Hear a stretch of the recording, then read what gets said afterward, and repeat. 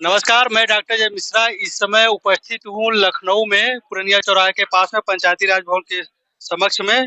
आज आदरणीय श्री डीपी बोरा जी की जयंती है और उनके पुत्र श्री नीरज बोरा साहब सामने हैं और बहुत ही फेमस पर्सनालिटी है जिन्होंने लखनऊ को बहुत कुछ दिया है, पीढ़ियों से देते चले आ रहे हैं और बहुत सारी योजनाएं और बहुत बड़ा कार्यक्रम है। अंदर हाल में अभी हम लोग होकर के आए हैं, वहाँ पे बैठने तक की जगह नहीं है, इतना क्राउड है और लोग उत्साह में एकदम संलग्न है। ऐसे में हम बात करते हैं सर से और जानने का प्रयास करते हैं कि इसका उद्देश्य क्या है और क्या ये हर साल बनाया जाता है। स्वर्गीय डीपी बोरा जी की जयंती है आज और वो स्वयं में एक साहित्य प्रेमी थे, समाज सेवी थे और आगे मंत्री जी और समाज सेवी होने के नाते ये मुझे लगा कि उनकी जयंती को मनाने का इससे अच्छा तरीका नहीं हो सकता है कि आज उनके नाम से एक साहित्य सेवा सम्मान प्रारंभ किया जा रहा है, प्रत्येक वर्ष दिया जाएगा और प्रत्येक वर्ष उनकी जयंती का कार्यक्रम इसी तरीके से कवि सम्मेलन के माध्यम से होगा।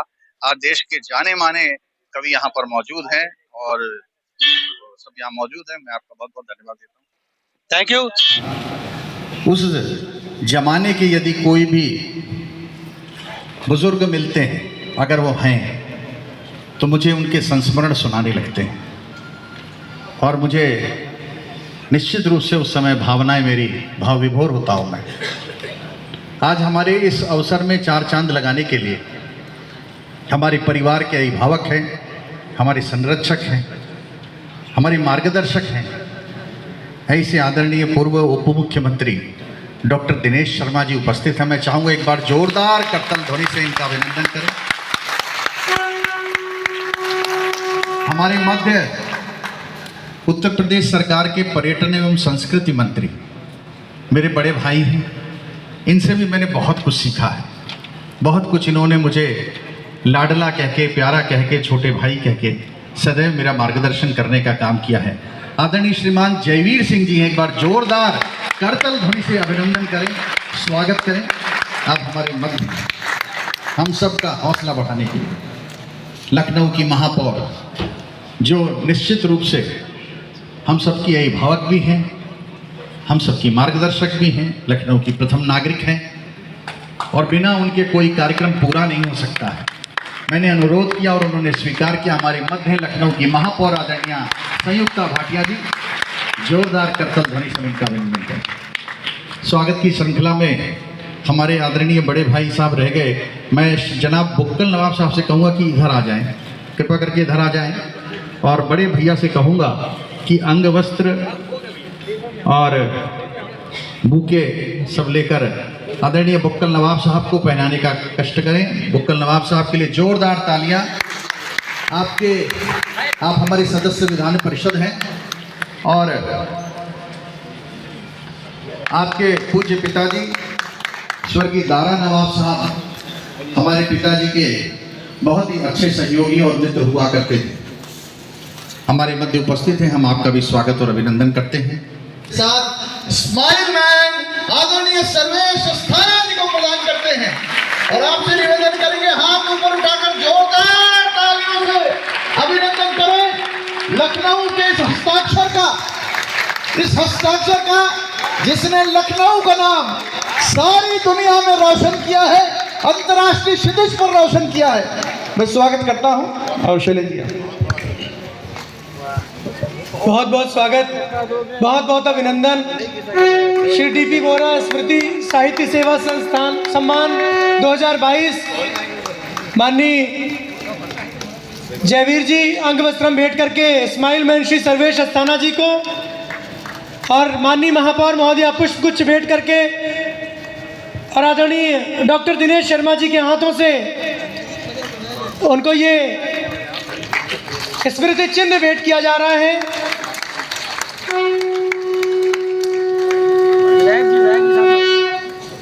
आदरणीय पंकज बोरा जी से आग्रह है, सर्वेश जी भाई साहब कह रहे हैं कि इतना सब दे दिए हो, कहाँ कहाँ रखी। और ये अभिनंदन पत्र अरुण जैमिनी जी ने कहा लिफाफा हमें दे दिया जाए, बाकी का भाग उसमें बहुत बहुत धन्यवाद। बहुत बहुत अरुण जैमिनी जी हमारे बीच में, बहुत बहुत अभिनंदन आदरणीय सर्वेश अस्थाना जी का। और इसी के साथ मैं पर्यटन प्रारंभ करूं। आइए माँ सरस्वती की वंदना करते हैं। हमारे देखिए एमएलसी नाम लिया, एक और एमएलसी हमारे आ गए भाई पवन सिंह चौहान, मैं उनका हार्दिक स्वागत करता हूं। दो लोग हैं, दूसरे को हम जानित नहीं ना भाई साहब, आप भी एमएलसी 2 हैं। हार्दिक स्वागत है भैया, विकास हूँ नहीं 1-2 होता है। जैसे आईएएस लोगों के नाम सुनते हैं, अशोक कुमार 1, अशोक कुमार 2, तो भाई एमएलसी हैं, ठीक है, मैं स्वागत करता हूँ। ऐसे हमारे एमएलसी आते रहेंगे, ये सदन बढ़ता रहेगा। कुर्सियाँ कम हैं, अगली बार मैं चाहूँगा इंदिरा गांधी प्रतिष्ठान में हो, उसके बाद मैं चाहता हूँ कि कभी ये कवि सम्मेलन इकाना स्टेडियम में भी हो। कम से कम इसी बहाने हम इकाना स्टेडियम के भीतर तो घुस पाएंगे। अरे बड़ा महंगा टिकट था क्रिकेट का, हमने तो क्रिकेट से कल ही संन्यास ले लिया, इतना महंगा टिकट हम गए नहीं। बैठो अन्नू भाई बैठो, अब शुरू करें। अब डॉक्टर साहब अनुमति है, आप पूरा कवि सम्मेलन सुनेंगे। प्रेम करता है डॉक्टर साहब कहते हैं, नीरज जी कहते हैं, सब लोग कहते हैं, पवन जी कहते हैं। मुझे अपना शहर बहुत पसंद है। मैं चैनल हेड रहा लगभग 3.5 साल मुंबई में, लेकिन मुझे वहाँ अच्छा नहीं लगता था। क्यों नहीं अच्छा लगता था कि वहाँ कोई किसी को पहचानता ही नहीं है। वहाँ कुत्ता भी हमें देख के नहीं भौंकता था। मैं भगवान कसम बता रहे हैं, झूठ आज तक हमने बोला ही नहीं है। अच्छा, इतने नेता मेरे सामने बैठे हो तो मुझे झूठ बोलने की क्या जरूरत है?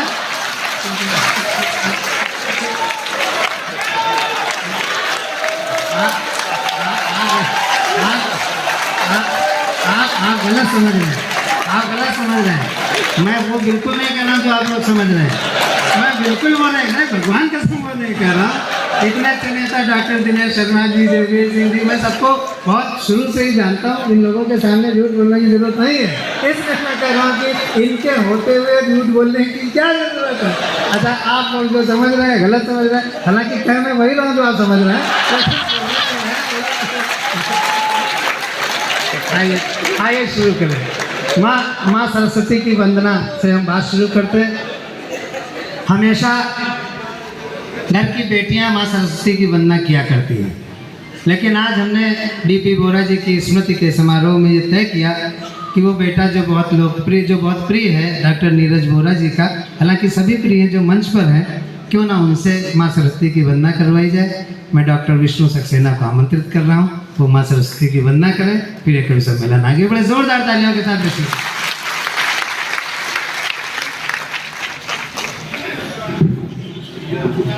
और क्योंकि मैंने इनकी पहचान बताई, मेरे मित्र भी रहे, भाई की तरह हैं, इसलिए मैं इनको कुछ भी कह सकता हूँ। इनको अगर छेड़ दीजिए, वो दूसरा वाला छेड़खानी नहीं है, ये पुरुष छेड़खानी है, तो ये उसका रिएक्शन बड़ा तगड़ा करते हैं, फिर माहौल बनता है। इसलिए मैंने आदरणीय सर्वेश जी को कहा,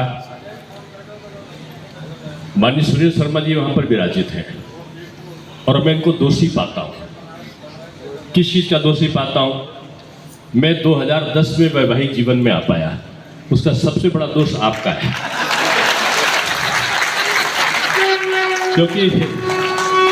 क्योंकि मुझे कवि सम्मेलन सुनने का शौक लग गया था, और जब मैं कवि सम्मेलन में जाऊं और गंभीर से लटका झटका चेहरा देखकर, गिरा हुआ चेहरा देखकर जब शर्मा जी आते थे और लुगाई से डर बताते थे, तो मुझको लगता था इसी लुगाई मत लाना, इससे इतना डर होता है। तो ऐसे पद्मश्री शर्मा जी हैं। और मैं बचपन में जब लाइटें जलती थी, तो लाइट जलती थी तो मैं समझता था क्या है, तो लोग कहते थे जेमिनी सर्कस आ गया। और अब कवि सम्मेलन में जब लोग बोले कि बड़े उत्सुकता है, बड़ा भारी भरकंपन है, तो लोग बोलते हैं कि अरुण जेमिनी जी आ गए। और मैं बहुत समय के बाद, जिनको रात में नींद हराम होती है, जिनसे ऐसे कवि विष्णु सक्सेना जी, क्योंकि कभी मैं थक कर आता था और थक कर सोना चाहता था। मेरी पत्नी इनके गीत को इतना जोर से मोबाइल पे सुनती थी, तो मेरी रोज ही झगड़ा होता था कि भैया बंद करो सक्सेना जी को, अब तो सोने 2 बजे। ऐसे अच्छे गीतकार आदरणीय स्वरूपा जी को मैं पहली बार सुनूंगा, लेकिन प्रसिद्धि मैंने काफ़ी सुनी है। दिनेश रघुवंशी जी निश्चित रूप में महाराणा प्रताप वंशी हैं और वीर रस समाया होगा, ऐसा मैं मानता हूँ। और अपने रमेश रंजन तो लखनऊ की शान है। गजेंद्र जी का यहाँ पर आना, गजेंद्र जी का और बैठना, ये भी अपने आप में गौरव की बात है। मैं इतना कह सकता हूँ कि सर्वेश जी, आदमी दो तरह के होता है।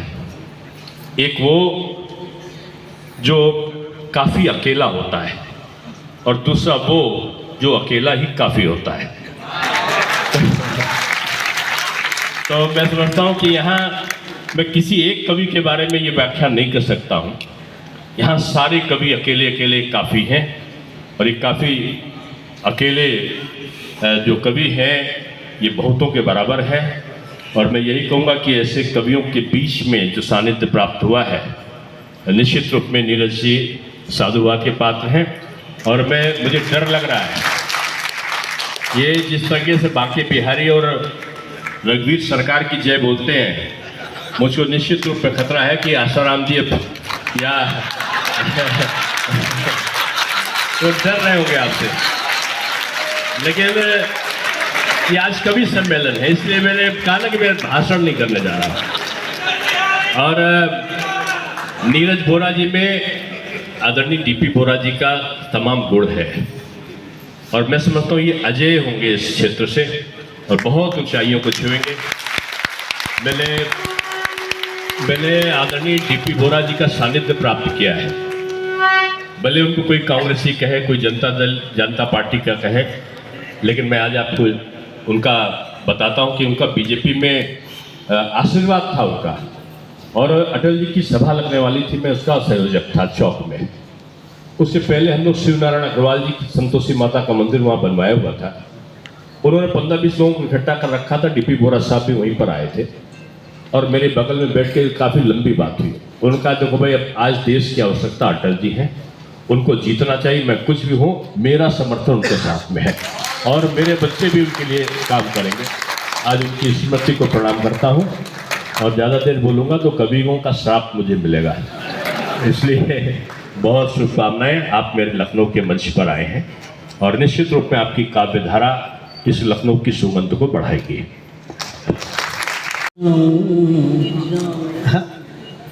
ऐ मेरे रब, मैं सांस सांस में महक जाऊं,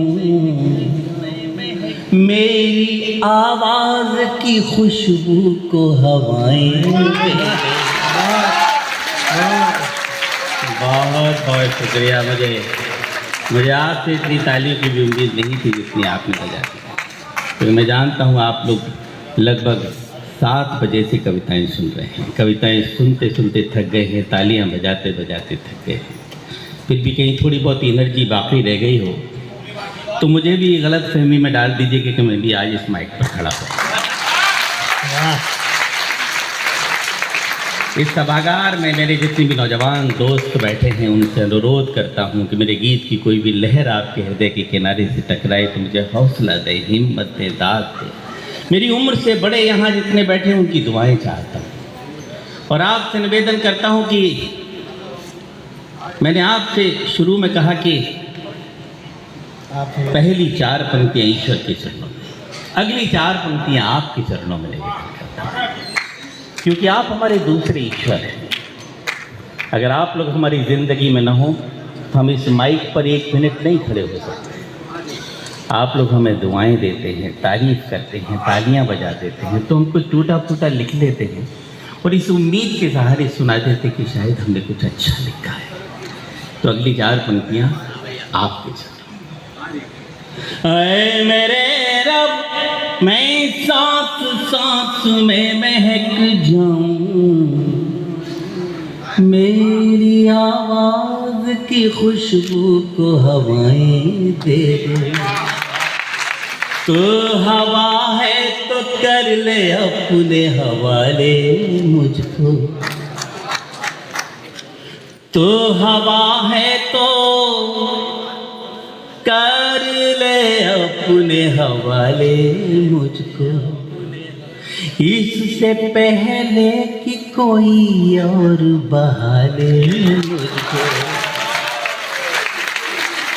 वाह, जब दूसरी पंक्ति पे आप इतनी दाद देते हैं तो चौथी पंक्ति पे तो निहाल कर देंगे। बड़ा यकीन है मुझे अपने ऊपर वाले पे। इससे पहले कि कोई और बहाले मुझको, आईना बन के गुजारी है जिंदगी मैंने। आईना बन के गुजारी है जिंदगी मैंने, टूट जाऊंगा बिखरने से बचा ले। बहुत बहुत शुक्रिया।